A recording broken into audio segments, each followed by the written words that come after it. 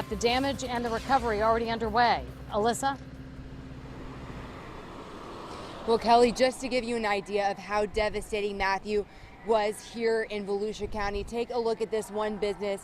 The winds, the high winds completely tore open this window, damage, extensive damage inside. You can see wet, the merchandise just completely ruined. And this is just some of the damage that we've seen here on the barrier island here in Daytona Beach. And the crews, county officials are just starting to assess the rest of the damage. Taking a drive down North Atlantic Avenue in Daytona Beach, and it's hard to miss the trail of devastation done by Hurricane Matthew. Across the county, debris is spread out for miles. Streets are flooded, rooftops mangled, even beachside hotels failed to win their fight against Matthew.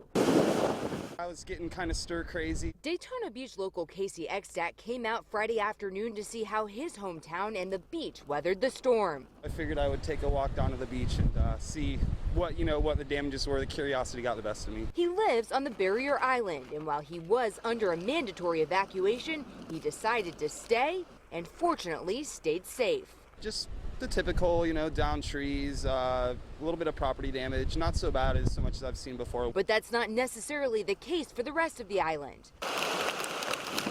Or this Port Orange neighbor. All the wood that you walk out on blew off. Who has just started to survey the damage outside of her home. Never experienced anything like this in my life, and really, really crazy. Heartbroken over the damage she's already seen. There's a big hole in the roof over here. Be a lot to rebuild.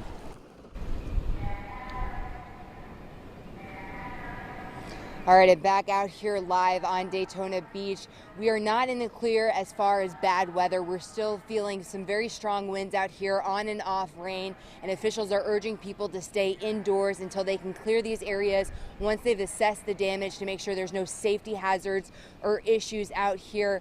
And that is exactly why there is still a 7 p.m. curfew in effect for everybody here in the county, and they are enforcing that. In fact, county officials telling everybody that people who violate that curfew could be subject to an arrest. That is how seriously they are taking this. In fact, we're hearing an alarm right now. We're seeing people rush off the island, the barrier island. That is where we are right now. We're going to leave because the winds are picking up and we're feeling like it's going to get a little bit more dangerous out here. But we wanted to bring this to you live, reporting live on Daytona Beach. Alyssa Hyman, WPTV News Channel 5. Augustine's telling people who did